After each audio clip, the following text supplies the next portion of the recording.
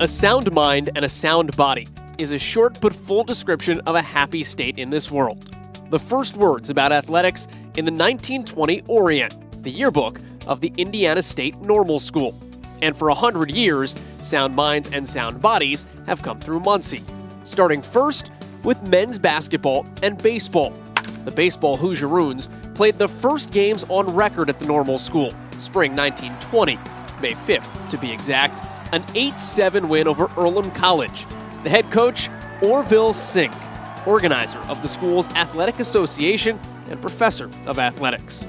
Fielding a team was a little different back in those days. Today, we're used to coaches scouring the nation for the top talent and bringing it to Ball State. But in the 20s, well, in 1924, the Hoosieroons' call for players yielded a crop of just 3 with previous experience in the game. Baseball wasn't the only sport, though. Basketball also played that year, Thursdays at the YMCA. The sport began officially January of 1921. The first winning season, 2 years later for head coach Frank Graham. The first team had 7 players, highlighted by one Harold Brubaker, a 2-sport athlete and the first president of the Athletic Association. Track and field would then follow at the Normal School in 1922, kind of. It was an inter-school meet for all men on campus, organized by the new dean of men and physical director, Billy Williams, eventually the school's first modern athletic director, a post he'd hold until 1958. And for what it's worth, the junior class won that contest. But also in 1922 was the formation of the Indiana Intercollegiate Conference. The Normal School linked with the likes of Butler, Rose-Hulman, Indiana State, Earlham, and DePaul. The Hoosieroons would remain in that union through 1950, when the Indiana Collegiate Conference formed. But outside that structure, women's athletics showed an early foothold in Muncie as well.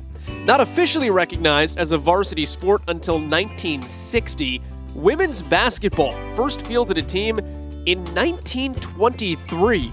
Just 3 years after, women were officially handed the ballot in this country. There were 12 ladies on that team and 5 hours of practice for the year. Just 2 years later, the school formed a women's athletic association, members having earned enough points by participating in anything from skating to biking and soccer. 40 women belonged to the first year. The year before the Women's Association, though, the school welcomed football. 45 players came out, only 5 had played before. Orrin Shaw was the team's first quarterback, and on October 18th, he led the team in its debut against Indiana State. The team's first win, November 7th, against the Central Normal School. The early years in football also saw one of the most important names in program history.